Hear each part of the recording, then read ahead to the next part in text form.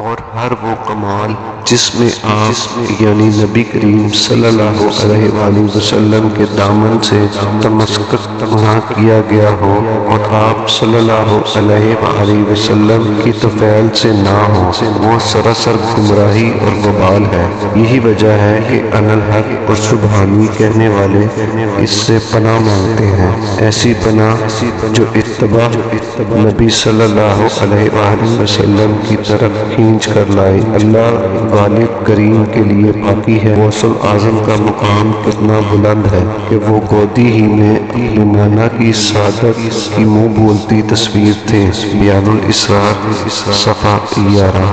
من جانب شعبہ نشر و اشاعت دربار قادریہ فاضلیہ بٹالہ شریف، فاضلیہ کالونی، فیروز پور روڈ، لاہور۔